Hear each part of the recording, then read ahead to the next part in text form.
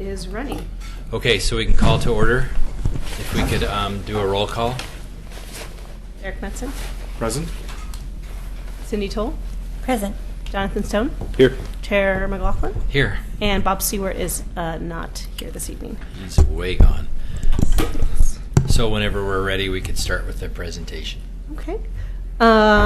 Tonight we're having a presentation with Scott Edwards Architects, who have been hired by the city to work on the addition for the Carnegie Library. It will come back to the board at a historic application, but right now we're more in the kind of the design advice and presentation, just updating where we are in the process. And once again, these events, providing feedback, individual feedback is warranted, and you're not bound by anything you say tonight.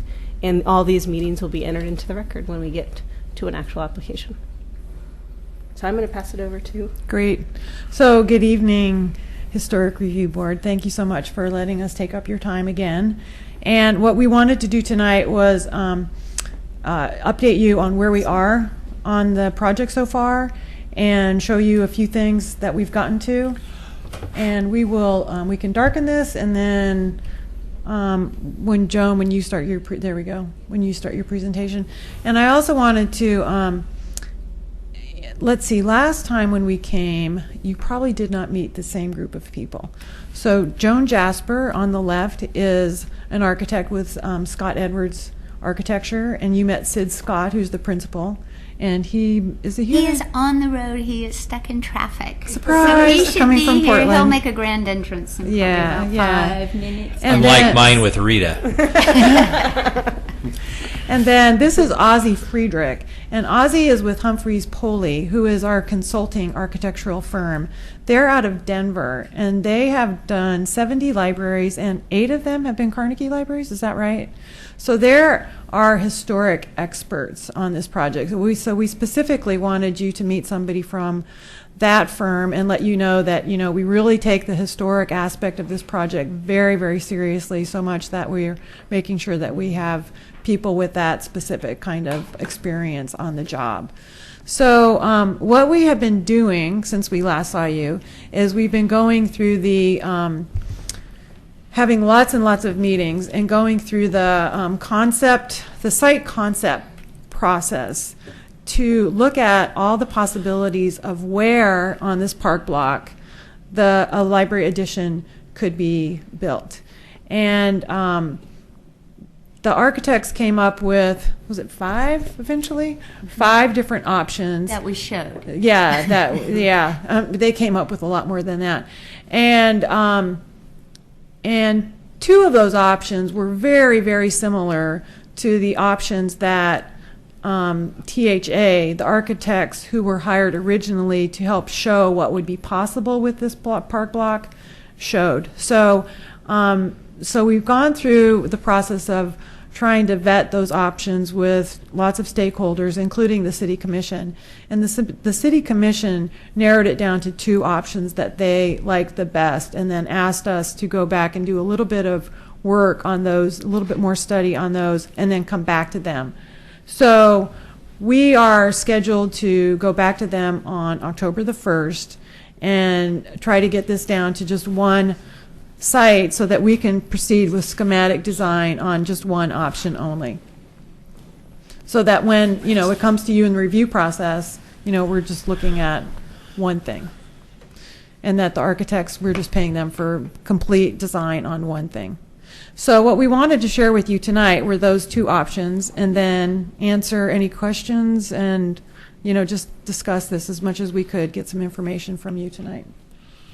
So what we'd like to do, we'll show you the 2 schemes. The 2 schemes are really have been distilled down from a lot of the input that we've gotten from McLaughlin neighborhood, that we've gotten from the open houses at the library.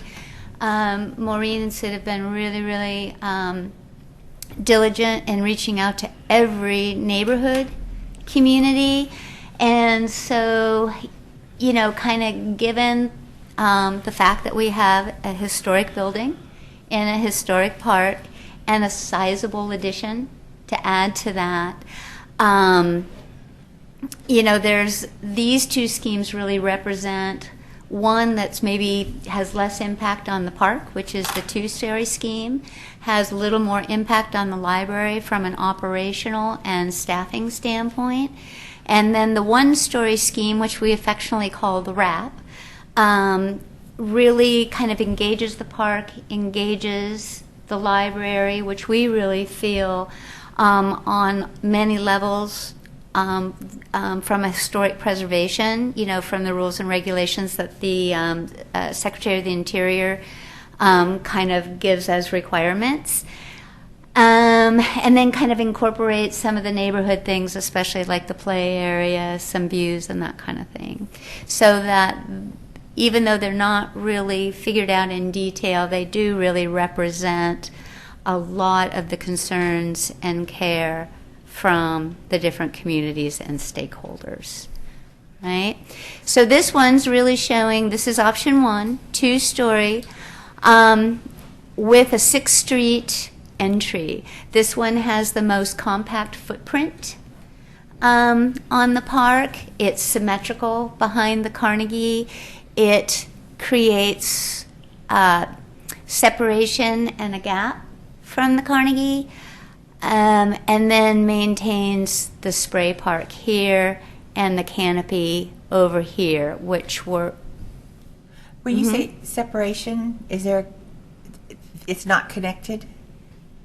Oh, no, it would be totally connected, Okay. but there's just they call it a hyphen or, just some breathing space, Got but it. there would definitely be a physical connection between the two.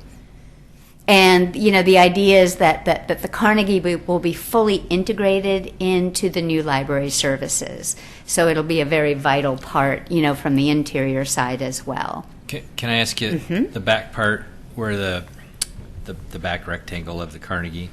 Right here. Right there. Is that part of the library right now? Yes. That's Yeah. existing. Okay, so your hyphen, Is can right. that be shrunk down? Tighter? Have you thought about shrinking that down to 8 to 10 feet to You minimize? mean like right here? Yeah. Possibly. We, until we get like a real direction, we know from a programmatic standpoint that we can get a library, to lay out well in this. So we just have to kind of think about the connection and what the uses of the Carnegie and what the adjacent uses are at the addition. Yeah. Do you think that if you pulled these back, it would? They need to come in Oh, because there okay. needs to be more of a delineation between the library and the addition. So much so that, we get into details, but my initial reaction, and you can talk about the rest of it, is the perception is to keep the library as intact as physically possible, and to shrink that hyphen so that if you ever pulled this thing off, it's not going to have an effect. And the narrower it is, the better. Almost like a hallway almost, instead of making the library Okay. integrated into this thing, because then you're going to lose the library itself in the back part.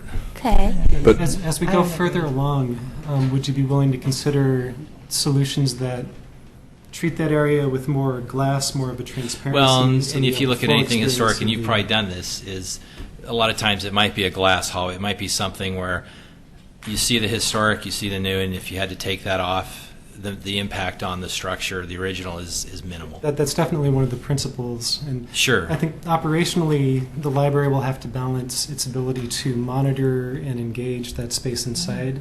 Since as a public building, they have to take care of everything that's going on in there.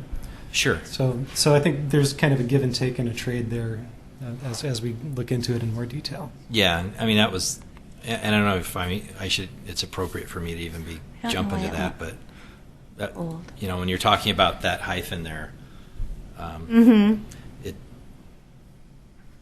I don't know. I'm sorry, maybe I shouldn't have said that right now. Well, and this is what we would like. This is what we want is comments and opinions and questions, so that we can take that information, and create, something that's a Sure. good library and very respectful to. Do you actually want comments at this point, or do you want us to wait Yes. till you Oh, have yeah. the- Well, Okay. either. So what I thought I'd do here, so this is the SketchUp of that, and this is looking from 6th and John Adams. Yeah. You know, the existing spray park here. So you can kind of see we've got, and this is probably very close to the floor-to-floor, floor-to-roof that we would have. You know, in terms of where glass and glazing is, you know, maybe, you know, this is just very schematic, but it'll give you, this is again kind of scale and composition. That's cool. Yeah. I like it. Right? Well, I like the And picture. then, Ooh. so this is from John Adams in 7th. So you can see, so as you're kind of driving up 7th. You can see that it's too far out.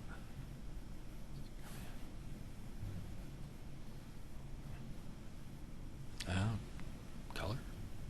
Kind of back over, you know, so I'll just spin it just a little bit and look.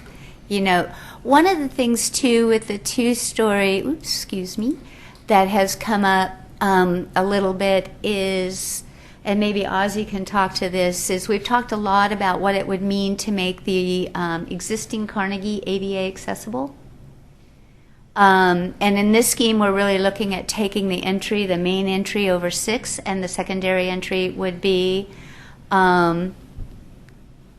over, you know, at the Carnegie. The idea was if you put ramp or stair, that what you're doing is you're really taking away the base of the building and making it look much smaller. And really kind of destroying kind of the base, middle, and top, or the entablature. So in this scheme, we're really looking at putting the entry over off of 6th. Is there going to be an elevator for the second floor? There's an existing elevator that will service the staff area, and yes, if we're a 2-story, the program space will have to be dedicated for both stair and elevator. Okay. Isn't it more economical to keep a 2-story? It's probably more economical to do a 1-story. Really? With a larger footprint? Larger footprint, you have kind of the same surface area, but you've got the added expense of an elevator. You know, whether it's a 5-story elevator or a 2-story elevator, they're about the same cost. Yeah, I agree And- with that assessment as well. Yeah. To engineer for library stacks, that requires a great structural capacity to support. So good. So we build them as slab on grade whenever possible so that we don't have to have separate structure to support that.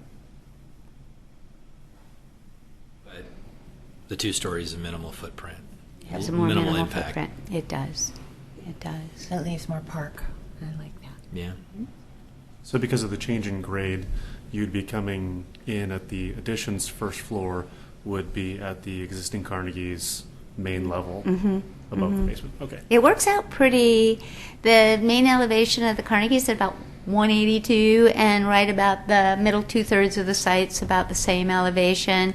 And that also helps. We just got a geotech report where we were pretty certain that, you know, that the basalt underlayment followed the slope, you know, of the site, and the geotech confirmed that. So the higher we can keep that first floor, because we've actually looked at some that maybe submerged it a little bit, you know, set it down to mitigate the scale and mass. But we've got basalt, so we're trying to mitigate the kind of excavation and potential blasting as well. What's the setback to the street behind, whatever street that is? Jefferson? Jefferson? Right now, in both schemes, we're really trying to do a building in the park. So I think the setback's about 15 feet. So we're not treating this like an urban building, you know, where you would do a 0 setback. You know, if it was in a commercial district, that's one of the, you know, maintaining the tree canopy is very important. The integrity of the park is important. And the idea the Carnegie is a building in the park, and we want the library, the new library, to be a building in the park. Talked about tree mitigation. If some of the, you know, many of them are diseased, as you well know, from Dutch elm. but that we would try to put some heritage trees back. We've kind of got that in the budget. Is this a hip roof or a mansard roof that we're looking This at? this one's a hip roof, and kind of showing the second floor stepping back from the first floor. Again, kind of maybe a scale, an idea, a way of mitigating the scale. But again, it's quite a bit taller. Pardon me? Should we look at the All right. I like this design. I don't agree with John's comment about the spacing between the two buildings. I think that it would lose functionality if you made the space between the buildings too small. There's two items with that. One is the massing, whether or not it's appropriate to have a wide connection, and then the other is the physical connection between the new building and the existing Well, building. I've looked at I'm a not lot of- disagreeing with what you're saying. But I've looked at a lot Yeah. of Carnegie additions, and this one is very modest compared to some of them. Yeah. And I just think it looks good. I think it's way better than option 2. Yeah.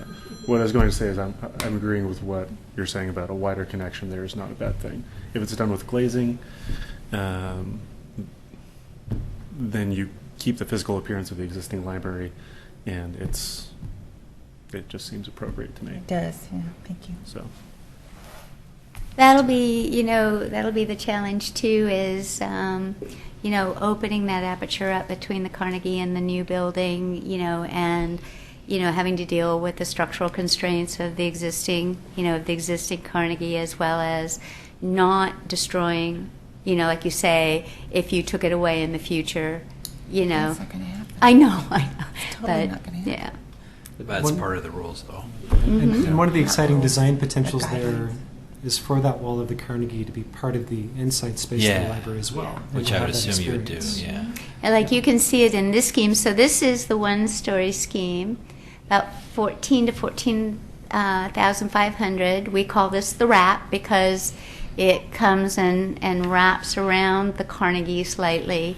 But this is kind of rendered as glass, and this idea is you're walking along Jefferson that you'd actually be able to see through the building and the back of the Carnegie, that would be kind of an interior-exterior feature, So we're very, very aware of how we're touching it, how we're expressing it, and how it's interacting, between that, the new library and the library that's been there for 100 years.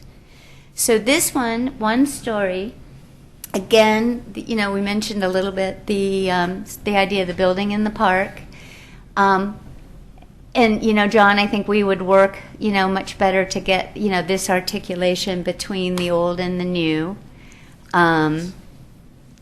more separated. But the idea is that we've brought this kind of same kind of mass and scale around and created a new entry courtyard here. So you still keep the cemetery here. We keep the spray park. We reconfigure the park in this area, and you enter here. And right now we're even showing kind of interior courtyards. So again, bringing the park into the building and engaging the park. This allows for the size of program on one floor that's, that Oregon City has determined is the size needed. We're looking at between 18,000 and 20,000 square foot library, including the Carnegie, that can still be serviced with the same staff that they have currently. And creating, kind of maybe more this kind of play park court, and then kind of a more kind of passive courtyard. We're into the hill a little bit, so we'd have the opportunity to have a reading room, that overlooks, into the garden, and you're under the existing canopy, and holds the scale. So let me.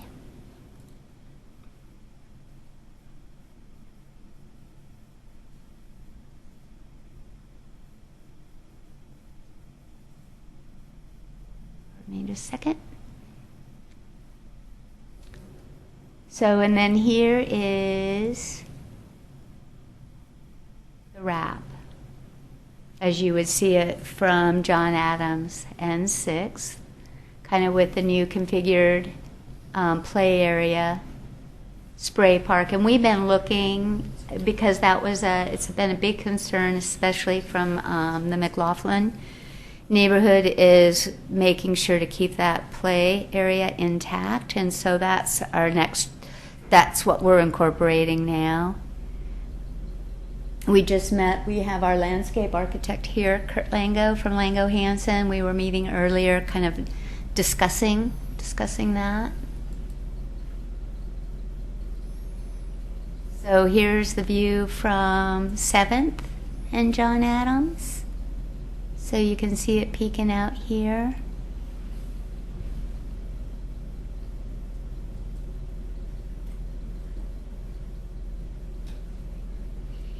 And maybe just like a little overview. That's a good spot. Where does the extra 1,000 feet come from for the second story one? Where is the, I mean, It says 15. Because we're in schematic, you know, we haven't really detailed anything out. We added a little bit of extra square footage because of the stair and elevator core, I see. you know, that you lose. But right now we're just trying to keep inventory, making sure that we're in the bullseye, you know, that we don't get too big, too small. Well, I just wondered if the library would benefit with that extra 1,000 square feet. It would be a better. And that's really taken up more in kind of core space, you know, because of circulation with the 2 stairs and elevators that would be required, which you don't have in the 1 story. I see. Did the neighborhood say which one they preferred? The neighborhood prefers the wrap. The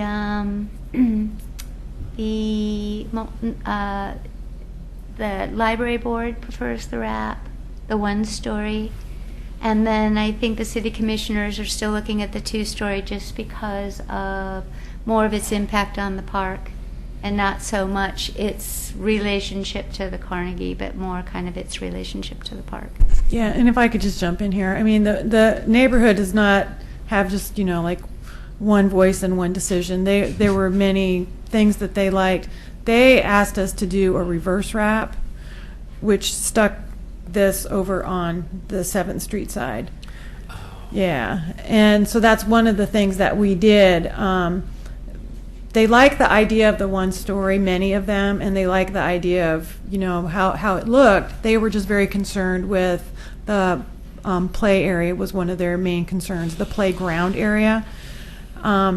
Since then, you know, we've done that, and that's showing in the Carnegie and on our website and all that stuff. But since then, we got our geotech report as well. And since then, we've talked to the commissioners. So we just wanted to focus on these. But, you know, we don't have like just one vote clearly from the McLaughlin Neighborhood Association, because they, like as a group, kind of preferred the wrap one way or the other, you know. But Maybe a 50-50 split. Yeah, I mean, I couldn't say that they would, you know, all agree that this is their favorite at all, you know. Concur with that. Yeah. Yeah. Okay. See, I knew Denise would keep me honest if I didn't say something. So. This is a silly question, and maybe it's happened, but has the library been seismically upgraded? That's a great question. Is that going to happen in our- concurrently with doing this? In our due diligence in '02, when it was renovated, it was partially upgraded. You know, both in terms of ADA and some lateral, but it's not fully upgraded to today's code.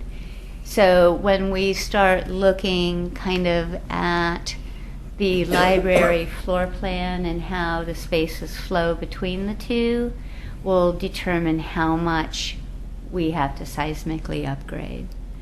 Because there certainly will be a lateral and shear on that back wall where it's connected. There'll have to be something that's Yes. dealt with there. Yes. Well, I'm sure they'll connect with a seismic joint. Yeah, but then the impact on the rest of it, you know, That's what I'm curious about, is if this thing needs to be completely done at the same time. Not that that has anything to do with us, I was just curious. Yeah. It depends on how much we actually alter and it's mostly the east wall, where we will, the intent is to leave the elevator, to get access just to the lower level. The lower level, right now, what we're thinking will be used mostly for staff and storage.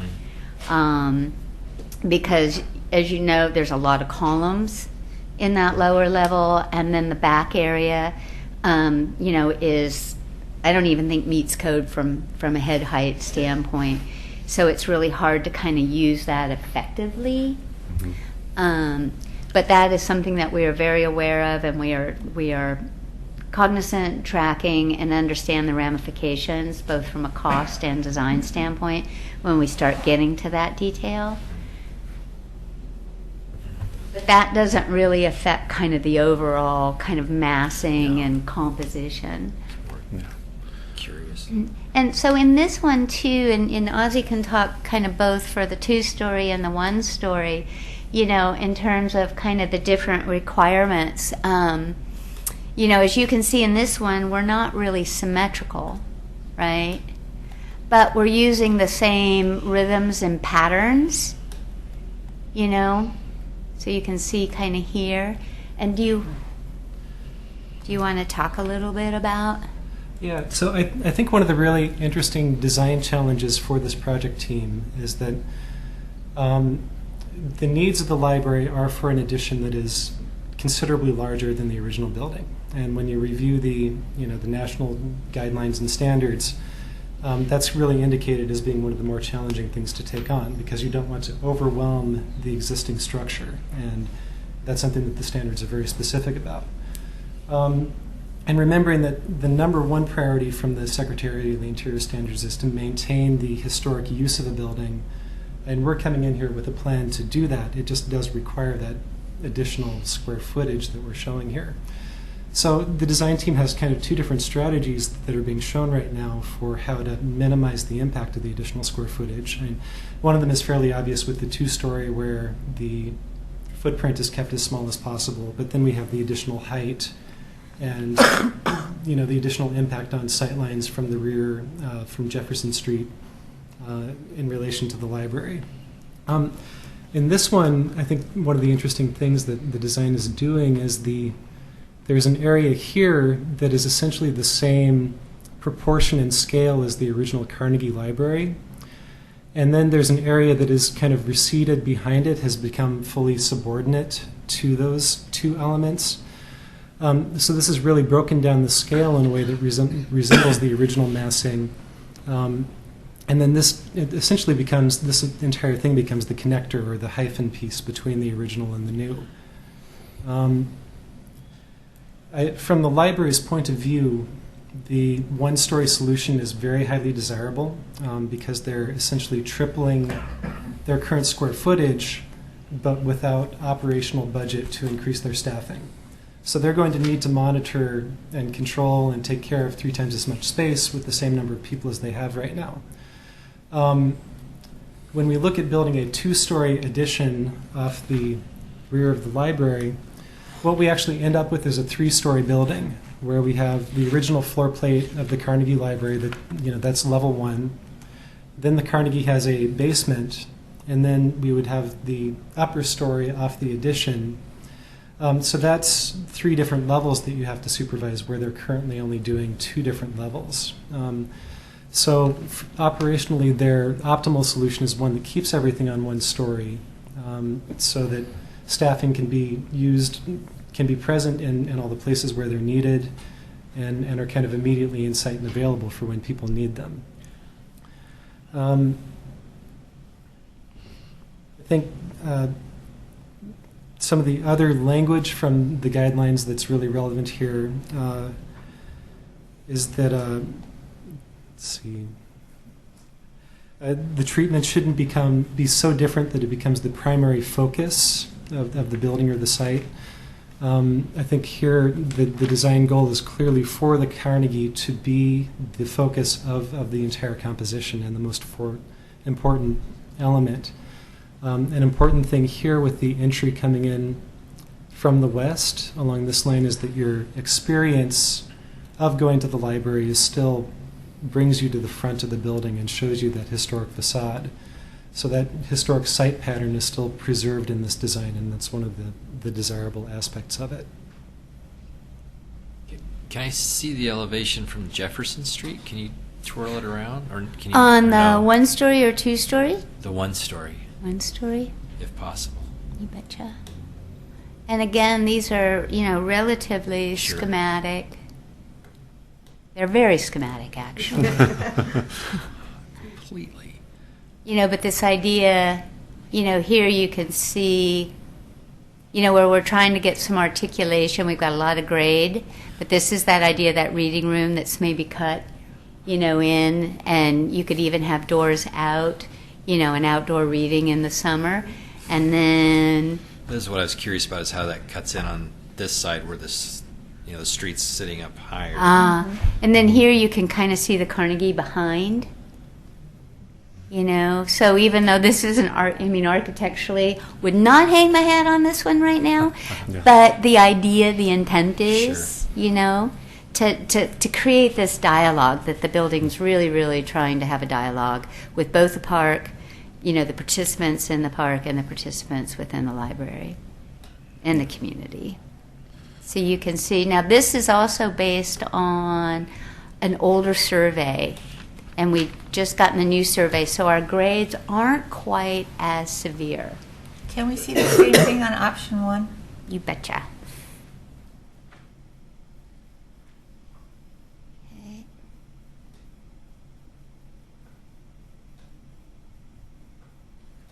Get everybody seasick as I move along. So why Oops, sorry. did you like to do a retaining wall? Well, right now, the kind of the northeast corner be about 8 feet below grade. So we were creating, and this again is just, it's kind of a broad brush schematic, but the idea was getting, light to that lower level, to the main level. And yeah. It's You very know. prairie-like. Can I ask a question regarding storage? Just trying to get an idea of program within the building. Is that being located in the basement level of the existing Carnegie? I think, kind of long-term storage, yes. Book, You mean the- back of house, that sort of thing. We have a small storage space. But obviously that's going to grow. Yeah. Oh, I was we're going to wondering need where more. that's Yeah, going. we're going to need more storage, but and it might be that the current basement where we have the children's area is all staff and all storage and all mechanical, and that might be a very good way not to have to staff 3 So this floors. is Yeah. Jefferson? Yeah. Yeah. That was kind of the thought Yeah. that I was getting Since at. And it's also, the least desirable space, probably, Mhm. you know.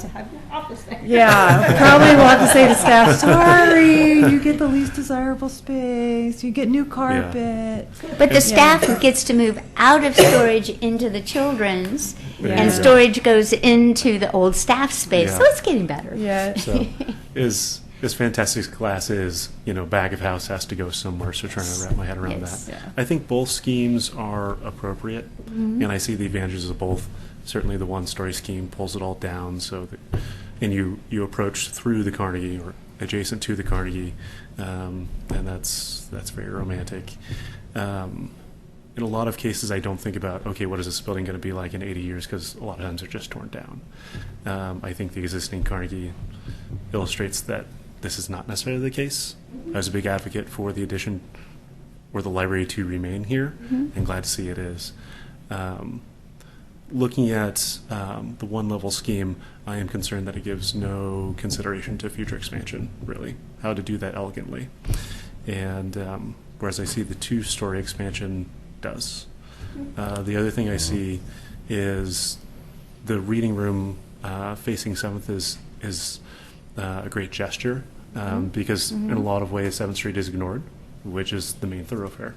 But bringing pedestrian traffic doesn't make any sense off of there because all the parking's on the other side. So I Right. understand why the main entrance faces 6th.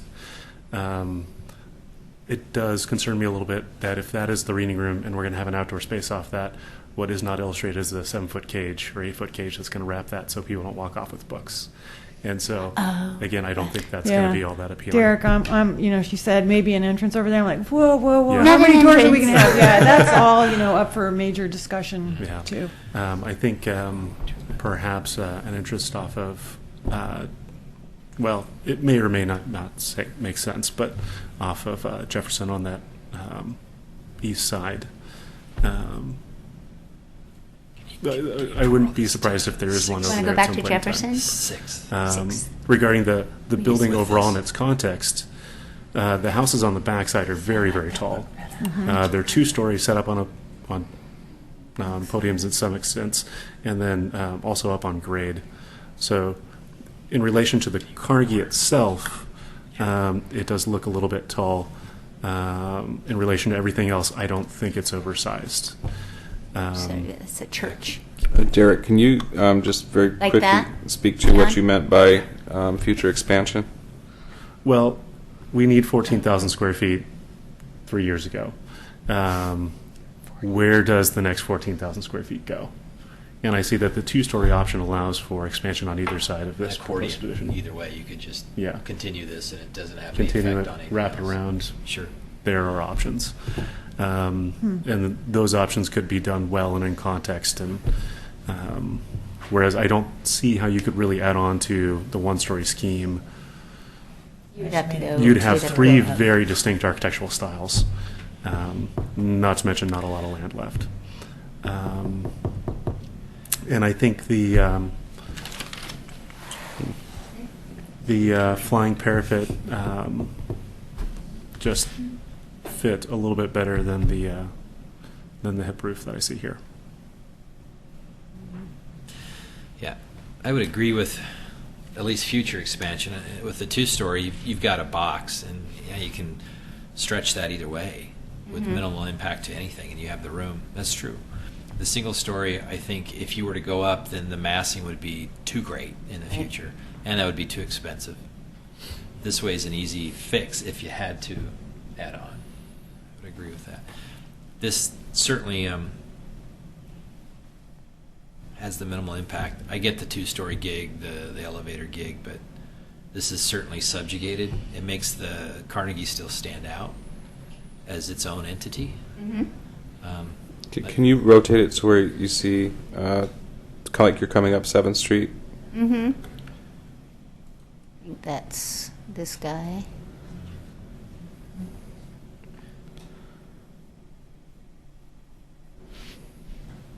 I consider this to be the primary view angle of the library coming up the hill. And that if you, in that sense, the roof line of the Carnegie is then crowded out by the sort of flying roof line behind it. But if you look at the single-story option, and I'm making these comments expressly from that angle, so if you do the same, that Oops, sorry.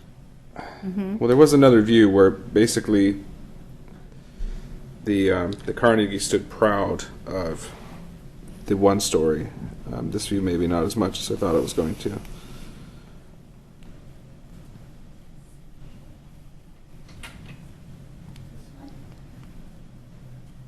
But when it comes to the massing, I think I would give preference to that one approach.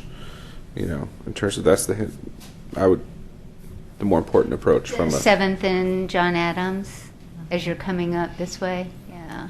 Yeah, I agree. This is the main It's the main perspective that everyone's going to see. Yeah. And something that this does not illustrate is the materials. No matter what you do behind it, the Carnegie is going to feel heavy. It's going to feel prominent. It's going to have that. The brick's the anchor, really. Yeah, it's an elegant building, and glass and stucco or glass brick and brick behind it. I don't think the addition is going to feel nearly as heavy as the existing building. So that change in of itself, it's going to be an interesting play, even if it is 2-story. That 2nd story of all glazing is, I don't think it would drown out that existing roof line.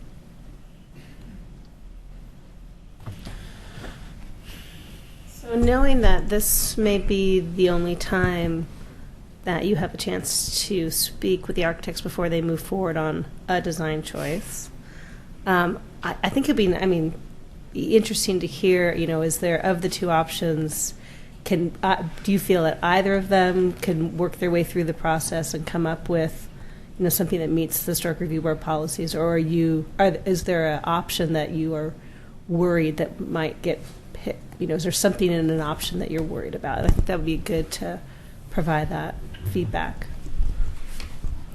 What I'm concerned of is a connection piece, similar to the church next door, where obviously they weren't going to do the whole thing out of concrete or brick, but that middle connection piece just looks bad. It just doesn't work, and I would hate to see that here or an attempt to do that. I think glazing works. I think a similar brick. Just don't go with a third material that's completely out of place on that connection, because I really thought that was a failure. Aesthetically, I think option 1 is the best choice, but that's just my opinion. Option 1 being how many stories? 2 stories. 2 stories. Okay.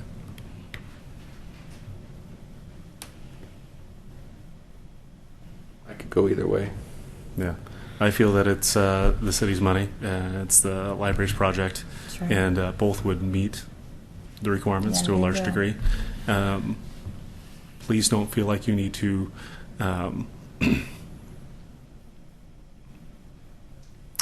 make gestures or completely repeat the Carnegie Center in a way that's unnecessary. This building is of its time.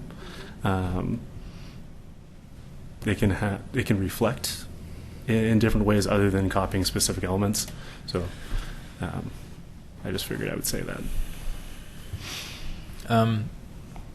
Whatever comes before this board, does it ultimately go to the city commission for their approval? Well, 2 different ways. The land use historic review is like this is a land use application like Right. any other, so you'll review it. But the city commissioner, approving the contract and they're writing the checks at the end of the day. So, your task is what's being proposed when it goes to the land use application, does it meet the requirements of? So let's say we say this is what's the best option and this is the way we're going to vote. Let's hypothetically, and it goes against what the commission wants. Well, I think the commission, in that sense, think that the commission almost is the applicant. We're The city's the applicant. And so they're going to present to the Historic Review Board their choice. And you are going to review that against our adopted policies and review criteria. Right. So it's going to come down to what they want. Right, but that still needs to meet the code criteria. Right. But if you don't approve it, don't expect to get reappointed. Sweet. I know how to deal with it now. So one thing I just want to quickly add to remind everybody that the spray park, even though we've talked about it, we do consider that part of the Carnegie and its historic designation. The spray park is over 50 years old, so we have in the past reviewed alterations to the spray park, and so just whatever gets done to the spray park, consider that part of the The application. composition, you got it. Well, here's what you have going. You're both left-handed, and your name's Ozzy. That's pretty cool. So both designs would work. I would agree with what Derek says. It really comes down to materials. And when we dealt with the church several years ago, it really was a fight over materials, and a lot of it was. Some of it was out of our hands. The connection, for example, we tried to mitigate that, but that would be my biggest thing: is what that connection is, how it's mitigated, so that the Carnegie stays relegated as its own gig, and this isn't going to overpower so that it's like, hey, look, they built that and they built that old building next to it, if that makes sense. And you're right, the materials on the library are an anchor. They're pretty heavy. So that would be it. Boy, if I had a gun in my head that said which choice, I would go with the first one because it's less impact. It has the opportunity to be added on simply. But I get from the library standpoint the efficiency of the single story and the flow of it all. So It's a tough choice. They're both good. I know you're still in SD, but where are you planning on putting the HVAC unit? Or Around the roof, them? I guess, would then have to be No, mitigated. no, I right? mean, it just depends on what kind of system. If we do a VRF system, those are really small. And those might be able to be tucked on the ground. Don't know, because we do know, we've got the series of sight them. lines from Jefferson. So, Yeah. you know, It's a tough question. That's why I asked about the mansard roof, because when I saw that peaked, I was like, Right. well, it's not going to be that way, most likely, You're if gonna you're have a going with gas low-pitched packs, roof. because they're Right. the most economical. right. Um, A lot of, and yeah, and so part of this too, we've been thinking about the roof as, an extension of the park and partial part of it being green roof. okay. So really trying to make this subordinate, that it's really more like a pavilion. It has the balance, picks up on the details, of, the Renaissance style, but that it's really, really wanting to be a backdrop, And if you do- and that it's really going to be an inside-out building and not an outside-in. If you do have rooftop units, I would encourage you to give attention to how you screen those coming Okay. down 7th Yes. Street. I mean, obviously, Christine's going to ask those questions, but Well, I have to say I appreciate you coming and giving us the time and making it such a concerted effort. And but I'm probably going to have to close this now. But I Well, appreciate thank you it. very Thank you so much. much for all your feedback. Yeah, Really thank great. you Thanks a for lot. being here. Appreciate Thank it. you. Thank you. Yeah, thanks for putting the time in. materials are very well done, too. Thank you. Yeah, this is We're all great.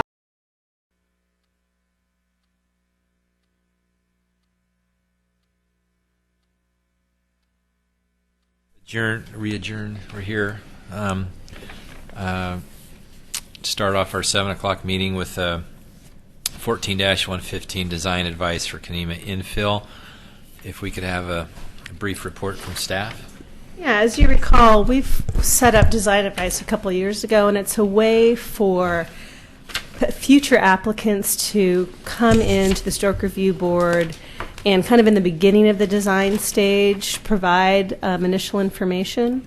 Of course, none of these are a lot like what you saw before us with the Carnegie. These are not finished applications, but just initial thoughts on the potential land use application.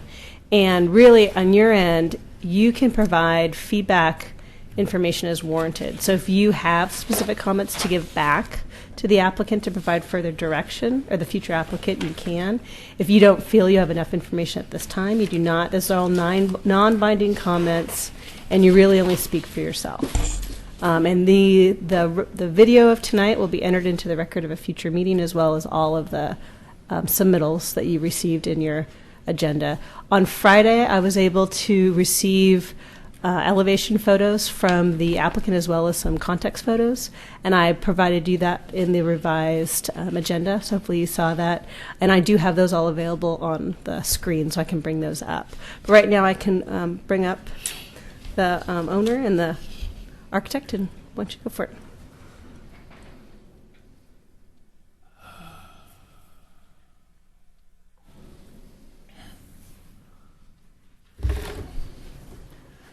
Good evening. Are we on? Okay. I'm Greg Creighton, the architect. My name is Ron Beislein, the owner. Hi. So, first of all, my owner here, Ron, has relatives living at 716 4th Avenue and wishes to build on a highly constrained lot of record behind it, uphill. It has frontage on Blanchard Street, and we're aware of some of the complexities here. We have a geologic hazard issue, we have a natural resource overlay, and we have engaged engineers already on those two areas. We have a pre-app tomorrow. But the purpose of tonight's meeting is just to kind of show you the direction we're heading and show you where we intend to put the house. We are leaning toward a vernacular style, and it seemed to us, since we can't cross the natural resource and get to the site reasonably off of Blanchard, that we would right easement across the property there and come off of Fourth. And it'll be about a 15% grade up to a level parking pad there before you have the garage tucked underneath. So that generates a kind of a narrow, boxy footprint. And with the garage underneath, it'll be a 2-story with basement. The front elevation is officially on Blanchard Street. Our front door is also on Blanchard Street on the main level. How come you can't go from Blanchard? I'm sorry. Oh, there's a stream there, a big ravine. You can't bridge it? Ooh, I wouldn't even want to go there with Enrod. No. Be very complex. The Sorry, I'm looking at the site plan. I don't know. I have one So on my property. the stream is just the ravine. Huh? If you're following the ST line there. Okay, I'm go back. Sorry. But I have a 50-foot one. I know. Yes, right there. That's the stream. Okay. Yeah. It goes into a culvert right where my It's going downstream that way? yeah. Heading down into this culvert. Corner too. I don't know. It looked like the houses that you provided, the pictures of the houses that you provided, were they in Kenema? Because they looked like They're Oregon City McLaughlin. houses. At the time, I hadn't done. One of them was right on 7th Avenue in McLaughlin, just a typical vernacular style. Mm-hmm. And what was the second photo, Christina? It's the one Right, on I'm- 7th. I need to go back and switch my rotate view. Sorry. Oh, sorry. Are there any houses around the area that you're building? Yes. I didn't have any photos in, but we can have a discussion about the 2 houses that I think are. That's an argument. That's also McLaughlin. McLaughlin, next door. That's on the Jefferson or something? No, no. The 9th. It's all Oregon no. City houses. I don't know. Okay. The reason I put in those 2 photos was in regards to window arrangements and fenestration. The classic vernacular style around this area has single windows, tall, narrow, 3x6, something like that. Those 2 photos show single windows on the upper story and a ganged window at the main level. Pair.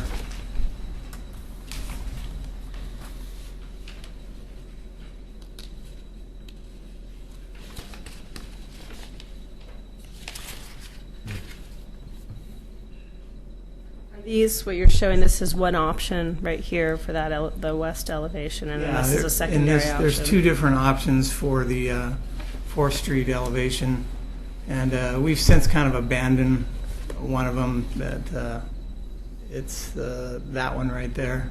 Would be More focusing on this, and the one you have before you in paper form is even more developed than that one.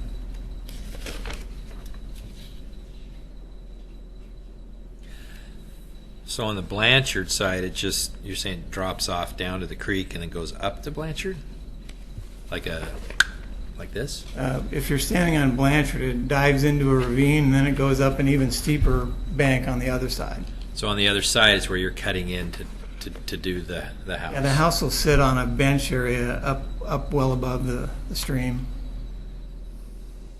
So how far is that distance from where it drops down to come up, give or take? Maybe the Enrod diagram would be more helpful there. 25 Let's feet. see if I can find that one. Enrod. There we This go. one right here. Natural Resource Overlay District. That's what it is. I just forgot. Okay. So that's the bubble you see around the stream bed is a 25-foot radius. I think he was asking about the grade check. If you could just count the contours, it's 10 or 15 feet. I'm talking side to side. 30 feet is what you said? From the center of the stream to where the house is, or? I'm just thinking getting from Blanchard to the house. Oh, it's 60. More than that. This is a the 100 by lot's 100 100 lot. by 100. So. Oh, okay. These are 2 lots of record combined. And you have a 5,000 square foot maximum footprint of disturbed area, is that right? No, it's 3,000 3,000 square foot. maximum in the NROD area of the 50-foot buffer. And the way the highly constrained lot works, if you are in a highly constrained lot, which this qualifies, or I haven't, for the time being, let's say it qualifies, the pre-application's tomorrow, you are allowed a set amount, and that's 3,000 Total. total, a disturbed area. Oh, So that counts patios, that counts driveways, but Footprint, just in all the that. NROD area. So some of the driveway that's on the neighboring property would be outside the NROD Oh, area. okay, that's where I'm going. So we'll have them draw the true 50-foot buffer, and then that's where you take your 3,000 feet from.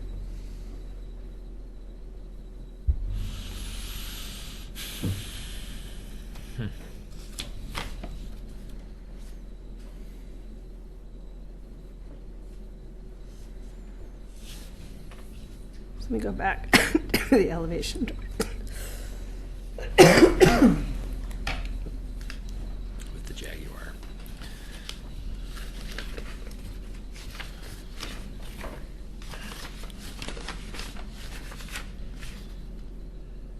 We're hoping to do kind of a natural rock walkway up from left to right in this view here, rather than a wooden stairway off the driveway, so it'll be kind of cut in. Shouldn't need any railings or anything. Are you keeping this bay window with the roof that you have on it like that? That's on the rear elevation, The alley view? yes. So you're planning on keeping that?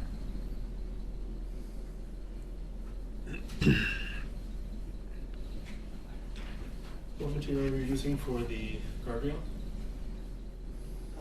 On the railing shows on your paper copies there, just a wooden railing. With turn posts. Right, I wanted to have a little discussion about the columns and the owner doesn't necessarily like the turn columns. Some options that we've looked at, a lot of the vernaculars actually have a half wall, with a cap, no railing at all. We'd rather not do that. We'd rather do an open railing. And, So you really didn't do any serious study of any architecture in Kenema? oh yeah, I know what they all look like. I've Because got- that's what I would have preferred to see as far as examples of what you're trying to achieve. Well, this is a design assistance meeting. I'll come fully loaded for our real meeting. Well, particularly for the houses that are next to you. Right. Those are the ones where we'd like to compare and contrast with what you've got designed here. This is a little bit of a unique area in Kenema. It's just Yeah. at the far south. Not very populated. And then, of course, you have the Fifth Place 1970s neighborhood, which is outside the district, and that's just Yeah. to the south of it. So the neighbors are, it's not, not like Kenema has a traditional context. It's all very site-specific, but this is a unique place and where exactly it is. But there are more homes on Fourth that are more historic. Yeah. And I think if you're looking for context for potential precedents, Right. look at the Kenema neighborhood. The two homes that I have taken, That's probably too far away. We do get people pulling from different parts, but that's usually one specific aspect of the house that they would like to bring in that really makes sense and ties into a larger vocabulary. But the majority of the context that you're pulling from should be. I understand that. Many of the homes in Kenema are really difficult to see without entering private property. The one across the street at 707 is probably 10 feet below street grade, and I couldn't get a decent shot of it. It's the one that has the little Greek pedimental window heads. 702 is the property directly adjacent to this. and it's a nice example of vernacular style. So I would feel that the biggest relationships are that house, 702, and then the one on the corner of Blanchard and Fifth. Maybe Christina could bring up the map again. And On this alley view, on the roof, is that a skylight on the edge of the roof right there? That little black square? I think it is. Looks like it. yes, I'll must explain be- a little bit about that. Is the Is that a bathroom? with the right, and at one time I had this house with full 8-foot plate on the second floor. It was a full 2-story. And as I read a little bit more and looked at a few of the vernaculars, on most of them, the outside walls are set down somewhere between 4 and 6 feet high. So I changed the design and put a 6-foot plate on the outside, and of course that killed a lot of the windows on the side. And I was hoping to get some natural light into the master bath there. That particular elevation is on an alley, and it's high up on the hill. It's probably it would face that pool. Yeah, I don't think anyone would see that, but the shed roof probably won't get approved on that The skylight? east elevation. Not the skylight, the shed roof Oh, in the outside of the master bedroom. Christina, can you? Where is the property? Oh, that. Sorry. I'm No, it's vacillating. Show So the me- property is about right there. right there in that corner. so Christina, the house immediately to the left of your cursor, Right here? that one That's is Oscar's house. Yeah, it's Oscar's. Hold on a second. right. Give me a moment to find my little Google person. Although it's been substantially modified, She's doing what I was doing. there you go.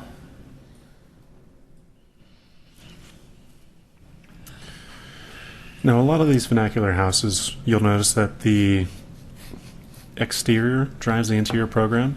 That- And what I see Stop right there, so I can see. happening in this house that you'll probably get the most comments on is that the interior is really driving the exterior program, which is going to make it kind of hard to make it fit in.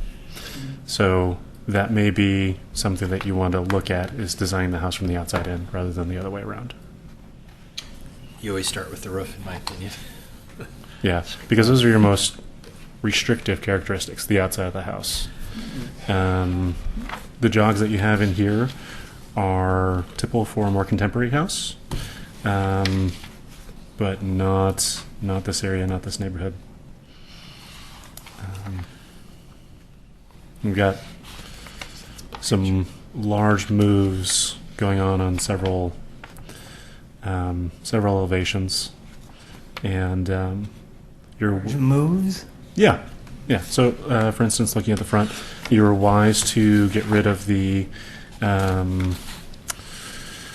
bay window in the master bedroom because that was not working so well.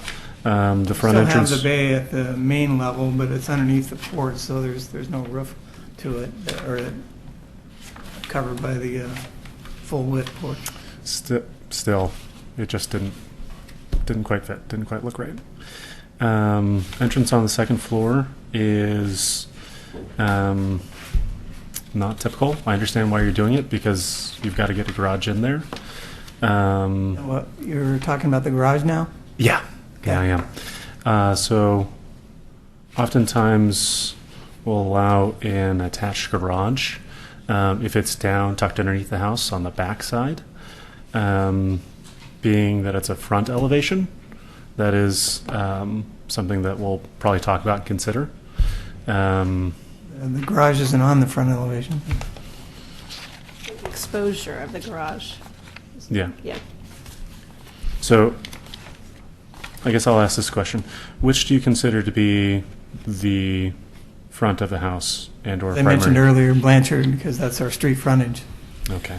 So I'm looking at Blanchard right now on the screen, shooting across your easement.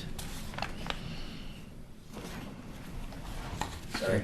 So the front of the house would be Right in there, Right there. in Right. those trees, Yeah. but your easement's Correct. coming from down there, So, back behind wherever that funky roof is, over Way on the other side of that so house. the driveway entrance would be over there to the left. There's already a right, driveway correct. there. Would be Right there. Yeah. To So the you're right. cruising up through there. Right here. Keep going. Turn to the right. Go to the right. Oops, too far. Go to the right a little bit. There you go. So That sharing will the be existing entrance driveway? there. Okay, so you're coming up alongside that house and then getting up to your drive. So from Fifth, It'll go right up through where that red van is. okay, and that's up there beyond that big tree is kind of where your garage is. Yeah. So from the street view, it's seeing the garage and the house. Now, keep in mind, though, at a 15% grade and then a 24-foot level driveway, you're not going to see much of the garage doors because of the oblique angle. But you'll still see the massing of the house rising up above that. Mhm.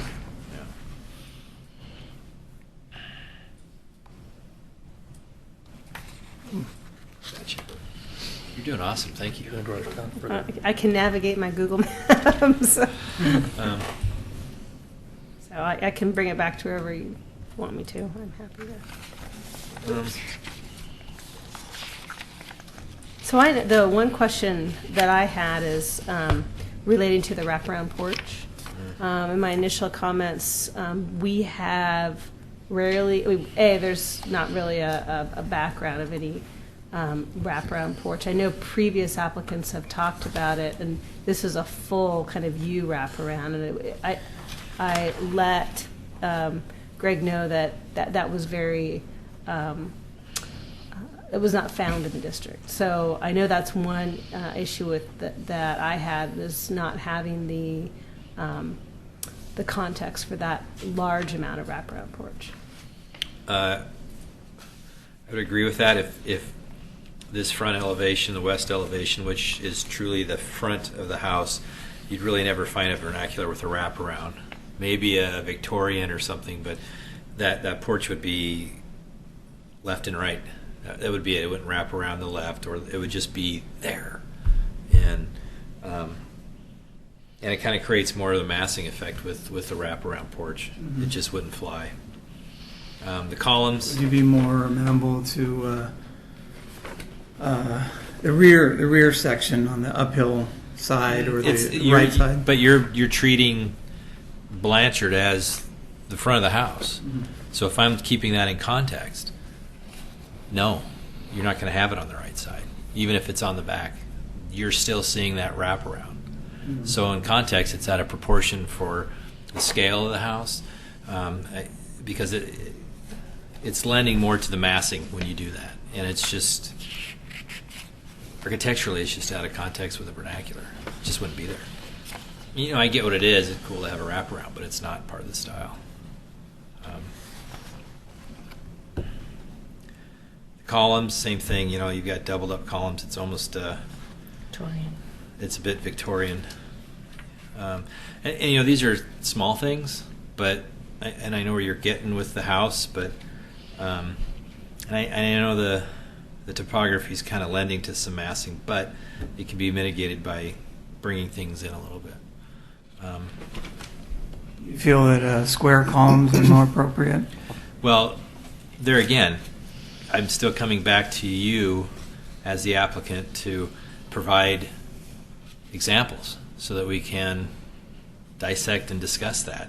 There are different types, but you know, I would have preferred to see some sort of context photos from the neighborhood, irregardless of if you're looking at a roof or whatever, but to take some of those photos and say, hey, this is what we're thinking on the, you know, this is something we just naturally put here on the drawings, but this is really what we're looking for in context for you know, in the neighborhood.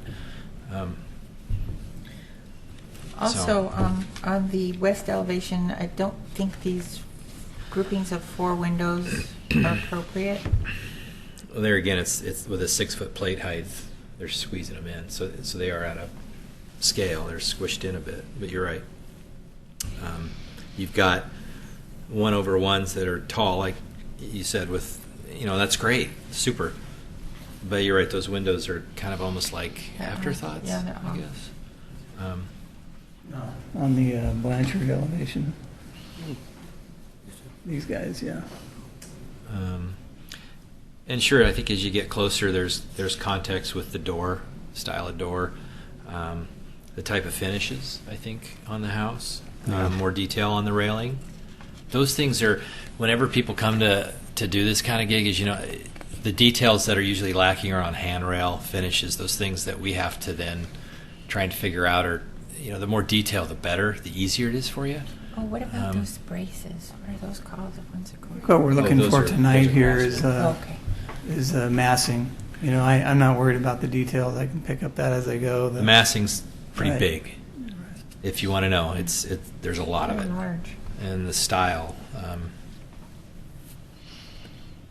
And, you know, I get it with the topography. Should I drop down to an 8/12 pitch with that? You know, see, most of the time it's a 10. You're going to go 10 or 12. And sure, Yeah, that's this is a rough, 10. right? That's Yeah. Geneva. And the house is only 30 feet wide. It's not Right. not huge. Looks like a, well,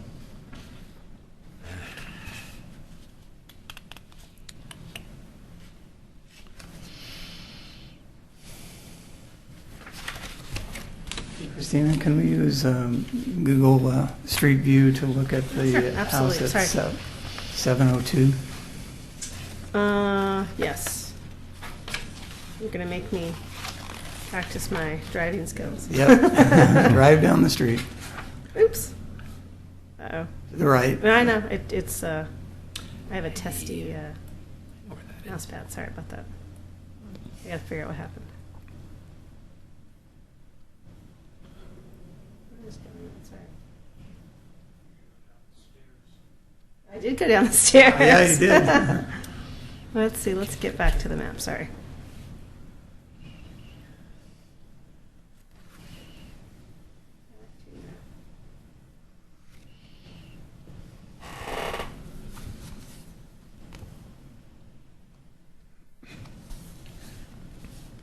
we'll have to say, Looking for this one right here. we certainly want to make something work, and we don't want to be a big roadblock. It's just getting those finer details. If that's what you're looking for, some advice.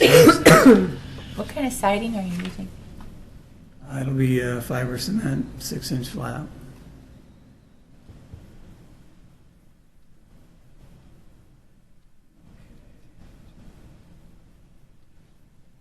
A little hard to get a. There was a Yeah, better I view of saw it. that better view up the Yeah. hill. There you go. Okay, good. Very vernacular. Yeah, that's a very. That's a true vernacular. Zoom in there a little bit and look at the porch posts. Those are, they look square. They look square to me as well. It's tree. It looks square to me. Zoom. Well, little they've tap. actually got a little bit of a base to them, and but that's a great example of a vernacular, even with the siding.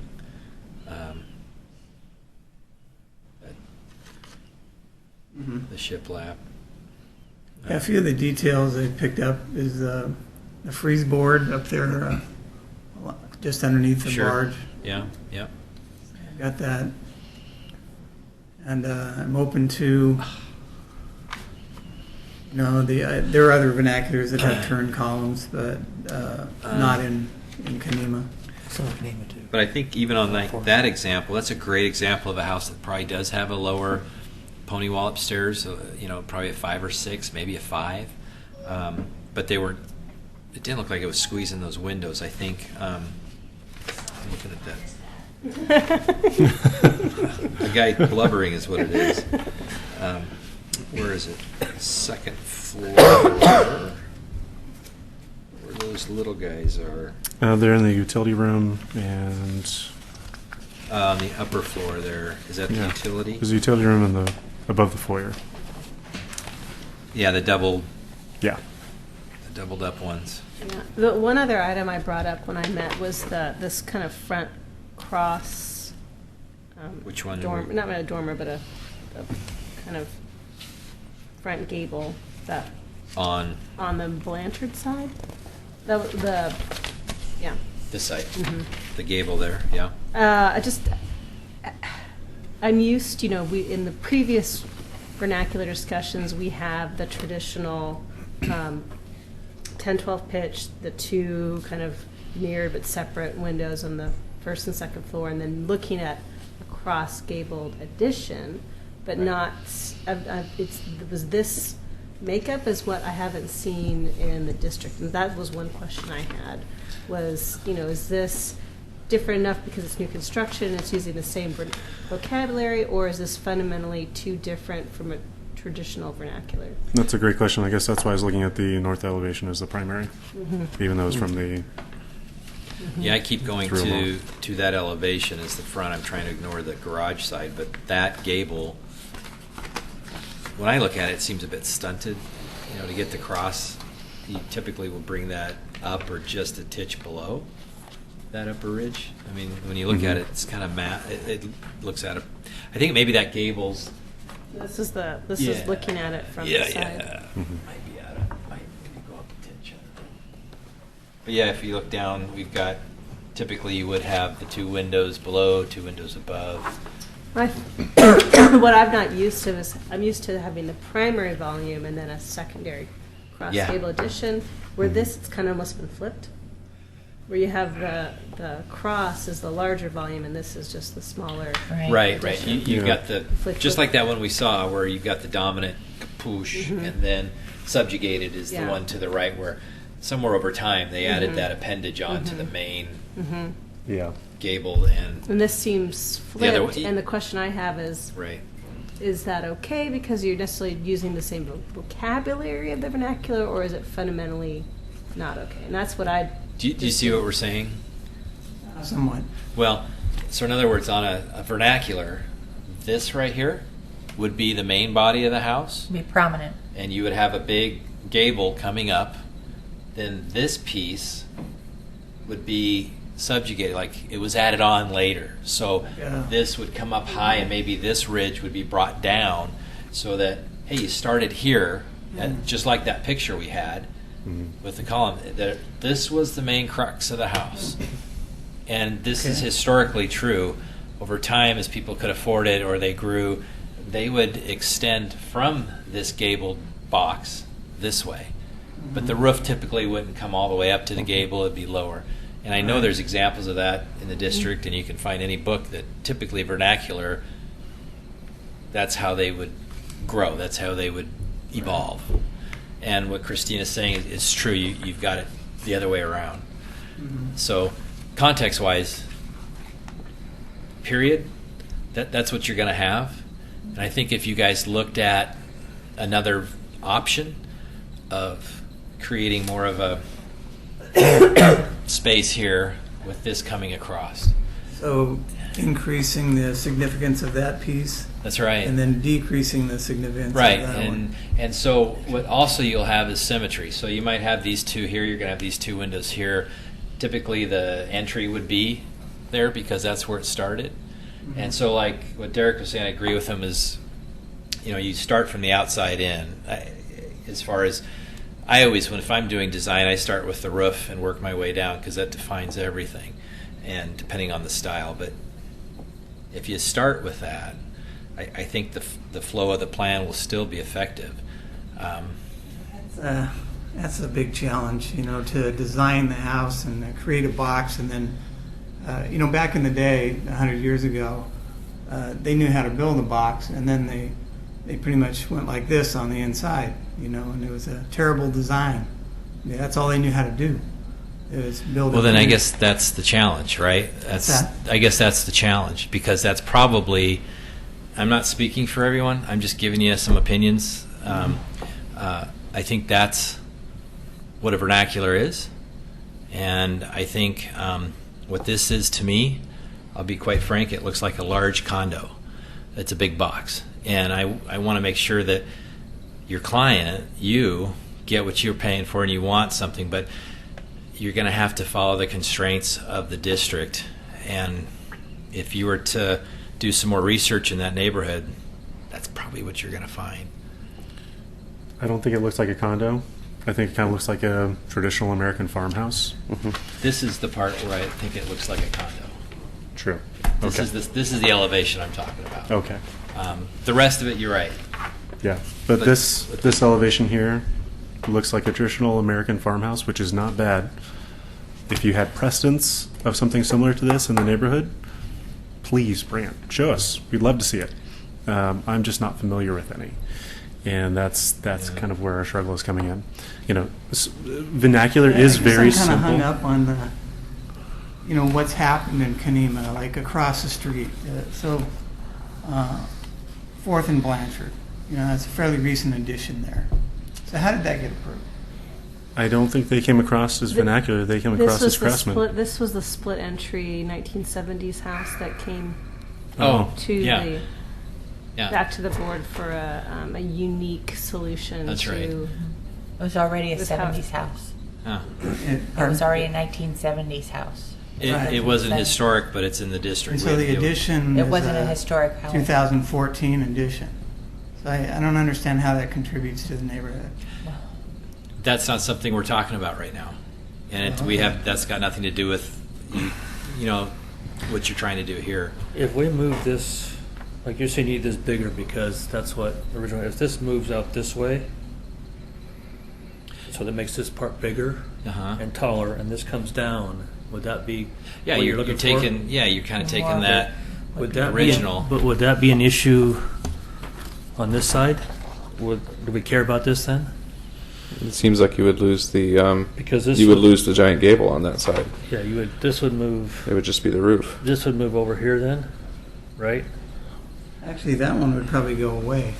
It would 'Cause what probably I'm go thinking away. You'd about have is the gable. Yeah. that we'd widen out the gable here, pull it all the way to the left, let it grow taller, and then run it all the way through. Yeah. Would that work? Yeah. I would agree with what Derek's saying. It does seem like a farmhouse, but it's like almost there for being a vernacular with an add-on.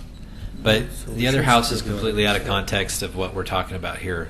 Yeah. I mean, And you could get something similar to this work if it perhaps wasn't a vernacular, because there are different architectural styles even in that neighborhood. So but mostly it's vernacular and Mostly. you said Bungalows. bungalows. No, we're, Yeah. we're limited to bungalow and vernacular. Yeah. yeah, And But if you really but a house Oh, go ahead.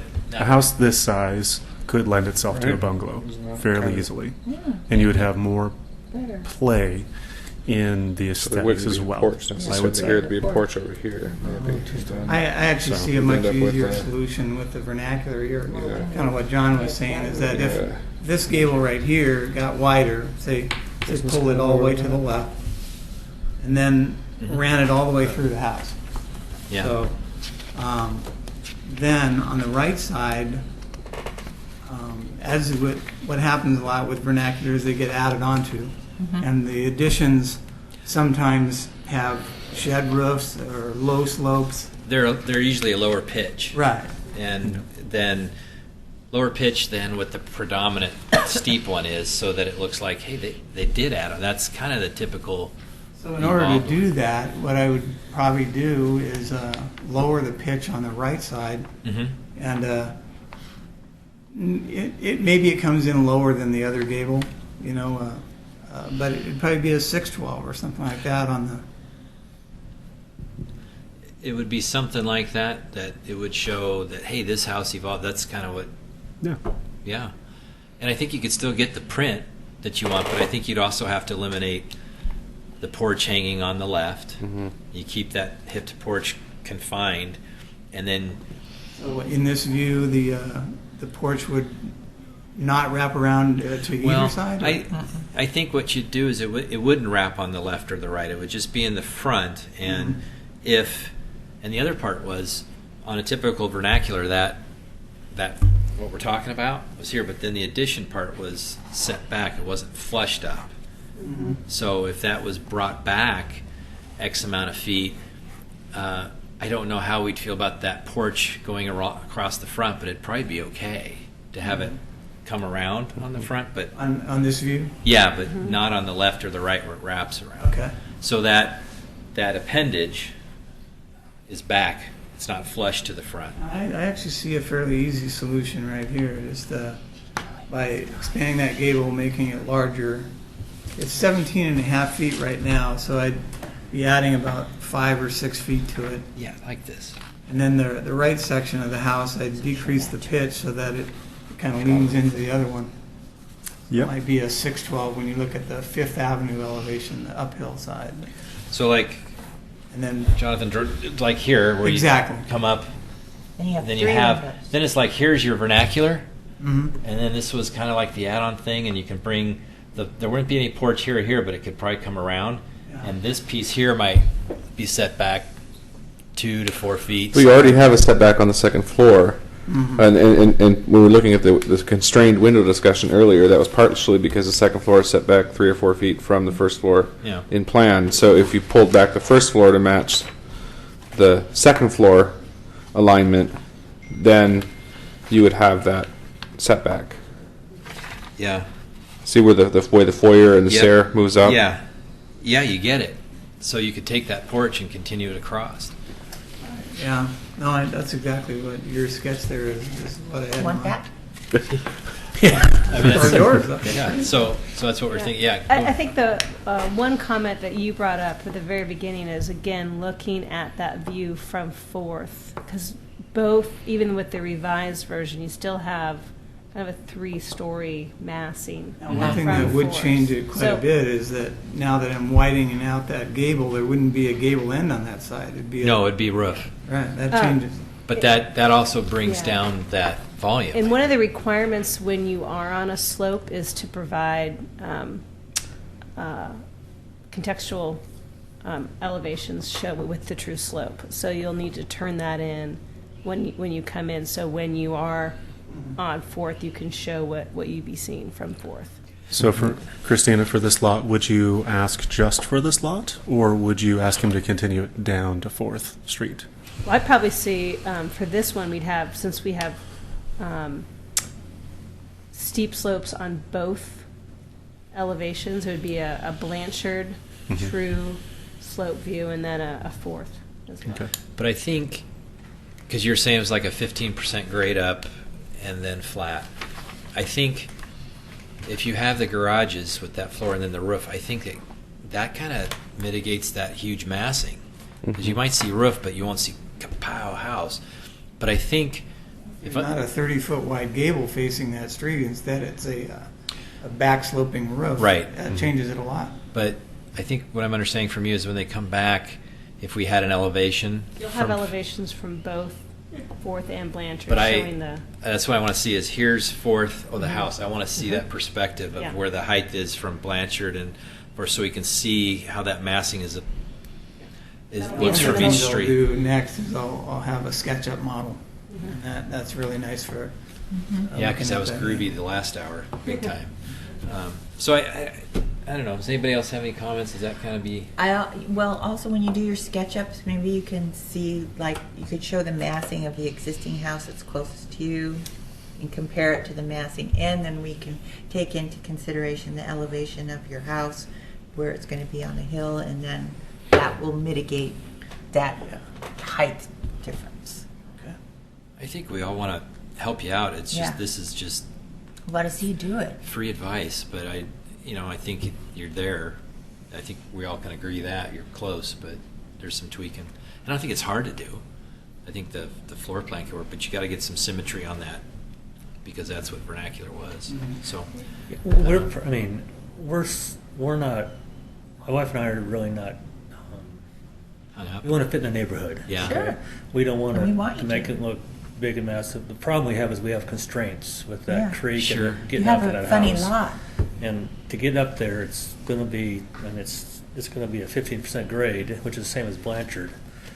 But I believe the size is only 30 feet wide, so I don't think it's massive that way. I No. think you're right. The porch shows it as being bigger, and Well, the good I thing mean, with we want it to be comfortable in the neighborhood. So we will design it the way you want it to be, and I think your suggestions are. I don't see an issue with us taking changes. We're very flexible. yeah. Okay, this is our first draft. We just sat down this. Yeah. My wife, when she said, "I want my kitchen, my current house now in this house," so if that's the only thing she gets, I'm happy. So, Well, with that grade, if it snows, then you're stuck inside, and that's sweet. I work in my office there, so I don't care. Yeah. So- Well, I hope that helps, and I hope. Thank you. And then the other thing is when you do come in with context, that the photos you're using are the ones from the neighborhood. stick around there. Yeah, there's, I I don't mean, know. as you know, the neighborhood, I mean, It's- right, in Blanchard, there's that split level house, and I know. it's not even close. to Kenema's me. kind of funky. There's a Yeah. lot of different stuff, and Yeah, you so- can't be a purist. I get that. I'm thinking all the house and just the house around this house, there's only 2 that are vernacular. Everything else is. It's across the board. Yeah, It's I know. across the we board, would- and not even close to anything. So Yeah. we would like to be I know. closer to the vernacular than what we already have in the neighborhood. Sure. Well, thank you very much. Appreciate it. You got some work to do. One thing I wanted to add is that I hope we have a little bit of flexibility in that, we're not out to design a classic vernacular box, 24 No, we feet get wide, that. 30 foot deep. But I think You if you totally get that. I think if you made those tweaks, you'd realize, oh yeah, that's kind of groovy. So. Thank you All very right, much. Thanks. Thank you. Okay, Christina. Chair McLaughlin, I have an agenda item I'd like to introduce tonight for next month. We have a hole in our historic review board policies about corner side yard fences. Oh dear. And as the historic review board policies, they need to be revised or adopted at a duly noticed meeting. So it's not something we're doing tonight, but I'm going to bring up the issue, and then I'm just going to get your direction and be ready for next month. Gosh dang it! I gotta go drive by and look at it now. Okay. It must So have went up like that. I have the photo. So hold on one Oh. second. Oh, Did it? I mean, did it really just go up like within the last week? Yes. Okay, so One moment. Let me.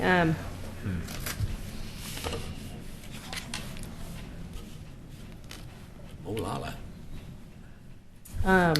Aha. Okay. Now wait, That Oh. is the.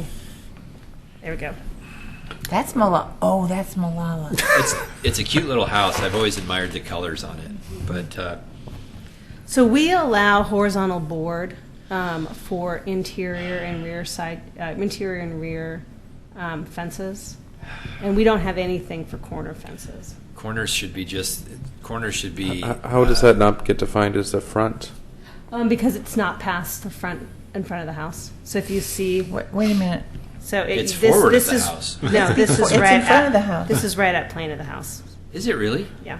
Oh yeah. Yeah. Okay. that's funny. This is right at the plane. So they actually worked really hard with our city fence code, and they met our city fence code. How did this happen? So this is right on plane, right here. They followed the rules.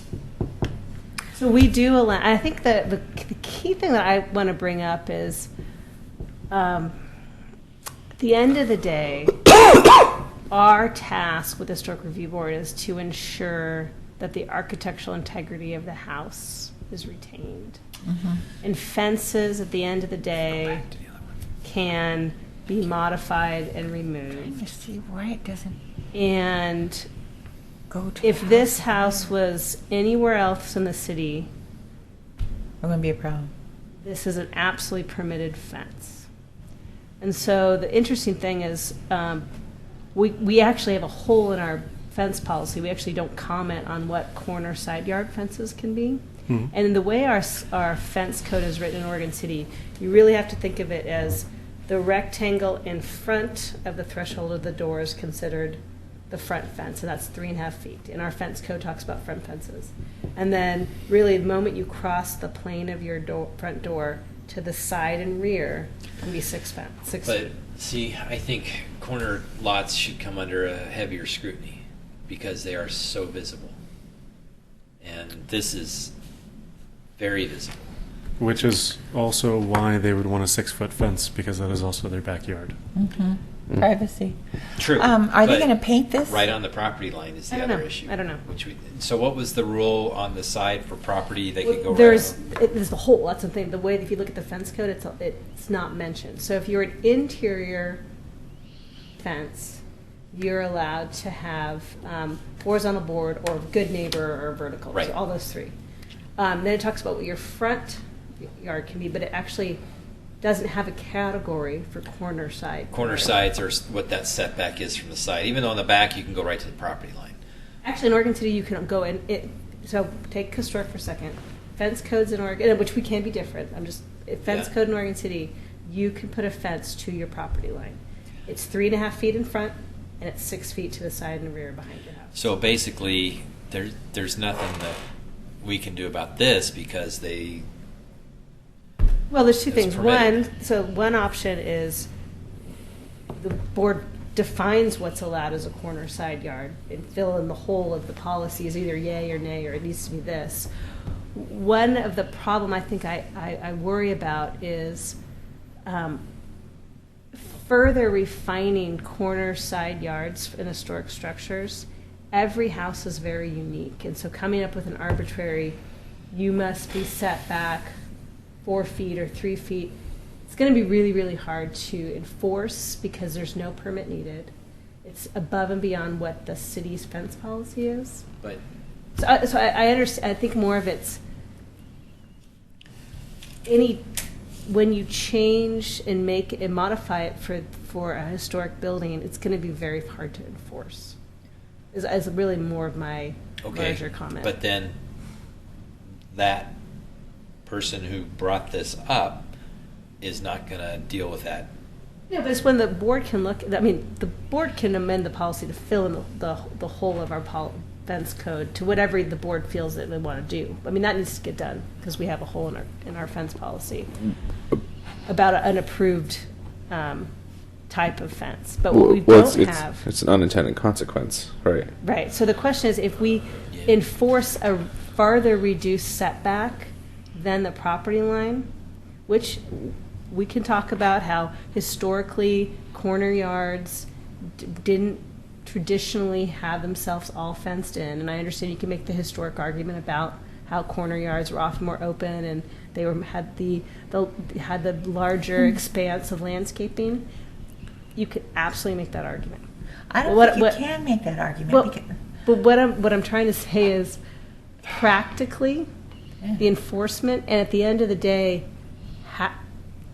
is fixating on the setback of a fence ensuring the architectural integrity of the house is retained? That's a fantastic question. And if we wanted to get to the level of scrutiny, grass should not be allowed, because when most of these houses were built, grass was not a thing in people's yards. So I am really not concerned about this. It's not going to look as good as it does today. Today it looks nice, but I see what they're doing. Yeah. And I get it all. They probably want to do the same thing. I think the fence is. I mean, I don't it's think all the fence choppy, but I don't like it at all, but that's just personal. that's preference. not what's at issue here. Is No. But when she comes in to talk about this, I think there just needs to be, the board needs to decide how they want to address but it's a code issue. No, it's historic review of our policy issue. Right. We have to But- look at a start here. I can there's bring it code up. in Then we need HRB. to, maybe it becomes a case by case. The last time we had to deal with the fence was that dang chain link thing, and we had to make them remove it. Yeah, And I that remember was that. ugly. Right. Um, But having a preemptive requirement to force a fence, yeah, you can't Should because be it's that- not a permitted thing. it's not, I'm saying it's going to be, my advice is you're stepping into really complicated manners if you start Don't wanna. to go into the yeah. setback of a corner yard. And I don't want to take the everyone's different approach and look at every fence built in Kanema and McLaughlin. I really don't want to do that.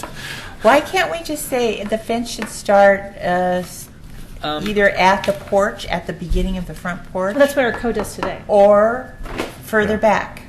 You might want to look at But the not- Westland code for. I know we have a code in the Willamette district for fence. Or you can do like an either or situation. So if it's in the side yard case, if they want to go the 3.5 foot route, then they can go to the full front of the house. But if they want to go to the full 6 foot route, then maybe they have to sort of maintain a side yard wrap of some kind. And I think that's where the enforcement. That's a great concept. I don't know how I enforce that. Yeah, I don't know That's how the you do it. bigger. That's the bigger question. So, Or you can say that's a guideline. so can I? So this person who we know went and knocked on the door and said your fence is inappropriate. No. I don't want to get. It's really. No, I want to know how it got to immaterial, this but point. Was it? I had the owner call me. So that's what I was asking. Is someone said, "Hey, I don't know about your fence," and then the owner called you Yeah, just and I saying, said, yes, you're right. We do have a hole in our historic review board policy. But that's what I want to know, how it got to you. Yes, the owner called you. The owner called me. And were they like freaking out, Yes. like, oh my gosh, we just put this in? And Yes.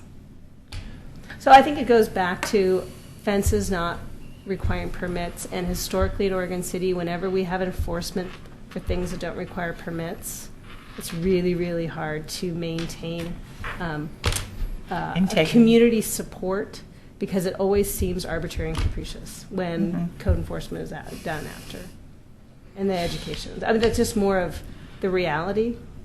Yeah, it's So that's tough. just more my advice of But what are we trying to achieve at the end of the day. But aren't there already more stringent fence requirements in the historic district than there are in the rest? Material. Right now, material. Mostly material. That's what we seem to have an issue of in the past. You know, wood, But if somebody installed an incorrect material in the Yes. district, then they would be required to change it. and they have. And we've We did. So forced how is this any different? If I there think was it's to adding be- just an additional layer. Because they use the right materials, they just have, So are they going to come before setback. here next month? If the historic review board wants to amend the fence, or any historic review policy, so you remember we have the 10 historic review board policies that have been adopted over the last 20 years on fences and roofs and windows, that any amendment needs to be done at a noticed meeting. I So do not- nothing has to be decided tonight. I don't want to make an amendment, and I won't make a motion. I don't. Well, no, but we do have a hole in our policy, so we Uh-huh. we have to. We have to do We have something? to do something to give guidance to corner side yard fences. So So one then this option is is- just to say, whatever's allowed in your interior side yard is allowed in corner. You could add, one option is just to say, and corner side yards or anything in this column. I think that was fine. I don't have a problem with what they put in. I don't see what needs to be fixed, unless the board wants to not allow that. I don't So have a the problem with solution it. is to add the word corner side yard fence under the permitted. Do we have to material go through the choices. whole rigmaroles to do that? You just Yeah. notice it at a meeting. you just do it, yeah, you just there'd formally be formalize it. So you make it a public hearing? Yeah, you just make your formally You just add it to amending the one of- policy, add a just notice. add it Then to we an have agenda to. item. But as a public hearing, then we have to have for, against, all that stuff.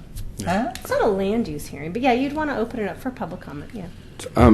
So I'm struggling just a little bit because we just went through this design advice, and I guess we can be a bit more loose with design advice, but we went through the same principles about massing, primary elevation, secondary elevation, those kinds of things. We're just all discussing as things that we apparently care about, but then when it comes to this fence, all of a sudden, it's okay. Well, I view a fence as a 10 to 15 year build, whereas a house is 60 Kind to of a 100 temporary years. thing, a fence. There's a huge difference in the commitment of it, and we were also talking about a 6-foot high visual obstruction compared to 3 foot or something. how tall is that house? We had a garage and then 2 stories plus another half for a roof, so we were looking at 37 feet possibly of a house sticking up on the side. 6 feet to 37 feet, that's a huge difference. I think. But yeah. your point is well taken. Yeah. Your point is well taken. It's how each community wants to focus their energy. So Yeah. we've chosen as a city not to regulate paint colors because we didn't want to focus our energy on paint colors because we saw it as a temporary change to a building that could be repainted. While we do not allow vinyl fences or chain link fences historic, so we have made comments about historic.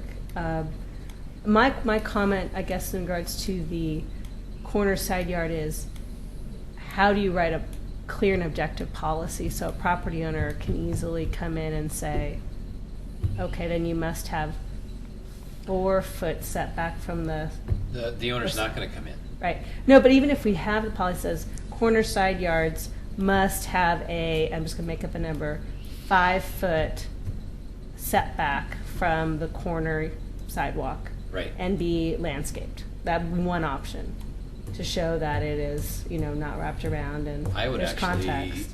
agree with that. I think that's a great idea. But Whether it's whatever the depth Right. is, that's. But I think the problem is that's fine if you have that, but some homes are not. I mean, that's the push is we have to kind of take Some it to homes its are really Yeah. close to the side. yeah, we have to take it to its end result, and it's more of Yeah. a question of what if this is something you want to spend your time on. We can make a policy, and we can I don't really want we to can do that. If you don't, it's more of a priorities. I think I consider fences like painting. See, What if the community wants to do that, we can. If they don't, if there's a part of the fence code that you really think is important, then we can. But if we're filling the gap, I mean, what is it? Just to kind of look at a couple options, just to say how you can fill the gap in the code. I mean, I think if we just say, we'll just let it slide into the rest of the code, then we haven't really had an opportunity to improve the situation.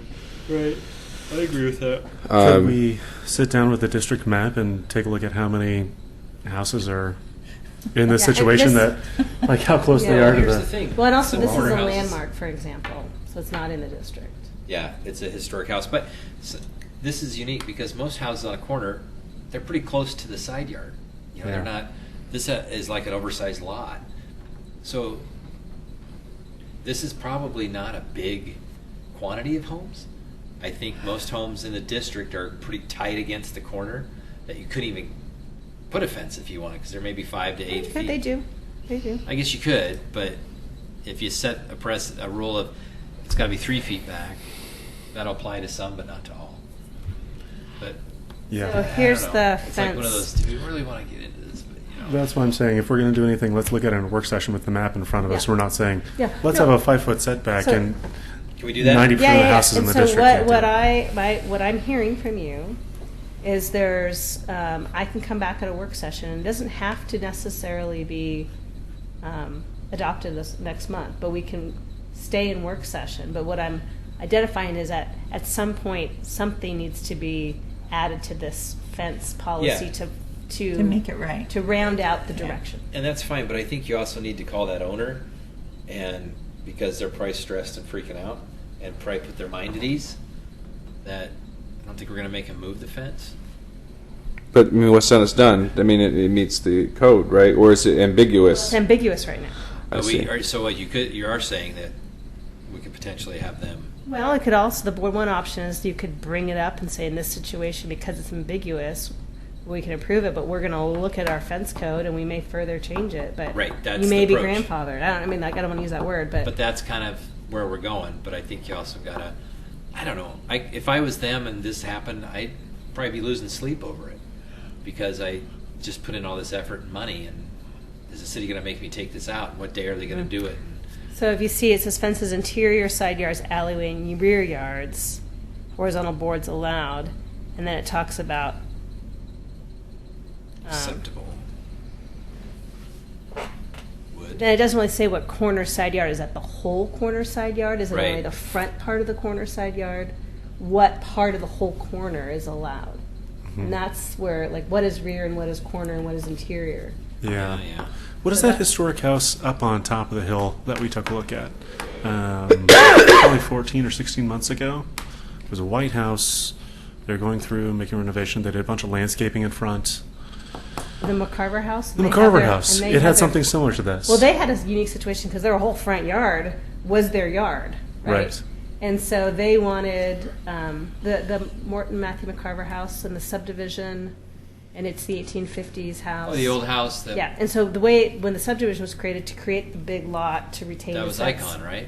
Yeah, Yeah, that was I think so. the whole front yard was their. Well, they had some side, but they had a huge front yard. Ginormous. And so they wanted a 6-foot fence, but they started it oh, behind yeah, the yeah, house. Yeah, yeah. So they kind of I had that remember front that. area. So that was Yeah. a special exception Mhm. because they had a context situation that was unique. Remember that. Yeah. Yeah. So they still showed the.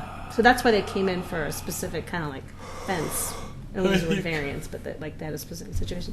This is a little bit different in the sense that this could come up many times. Right. I'm gonna have to go back and look at that because my recollection is not the same. It seemed like it was a side yard. No. Well, On the left side is where you're the saying. front of the house, it kind of was a side yard, but the front of the house faced the side, right? Right. So it was the front of the house when it wasn't a subdivision. How's that? Fair So enough. That's why it was odd. So can we do what we just said? Find out where these are, have a work session. Yeah, I can do a work session and But and to put- identify some of these properties without expending a lot of time. Yeah, I mean, I can give different options and we can kind of play them all out. I think my big comment is just be really wary when you start to regulate setbacks and a new regulation of fences that doesn't require a permit we'll have to do a lot of public notice for it so people know about it. 'Cause- Yeah, that's tough. And it's just a new wrinkle, and if it's something you want to do, we can do it. I'm just the reality of It's like a can of regulating worms. Slippery slope. regulating things that don't require permit are hard in Oregon City, and we've chosen to regulate fences, and those don't require permits, and we can do that. Just like windows, and we do code enforcement on that. Yeah. But windows have been identified as very important to this board, and so we've chosen to go down that path. And that is also a portion of the building itself. So, It's a cakewalk. And we don't regulate generalized landscaping because we felt that that gets down to a level of detail. And historic landscaping is very Dirt. subjective. And kind of letting new uses and new families move in to do sometimes maybe not terribly historic landscaping benefits that still invest in the architectural integrity of the house. yeah. So, okay, that's all I have. I'm Okay. hearing from you. I'll come back with a work session item next month. Is there anything coming up next month? Maybe these dudes?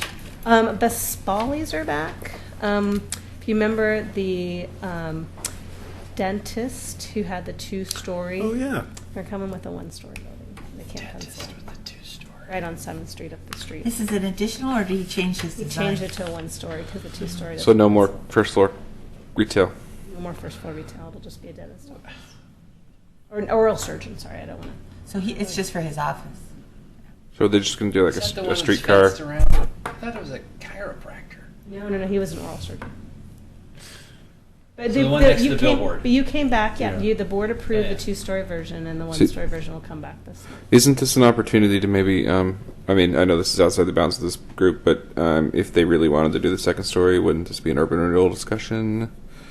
Because they're in the urban renewal district, Urban Renewal right now has no programs for new construction. All their storefront programs are. right? But they could, They could, and they're up for goal setting very soon. yes.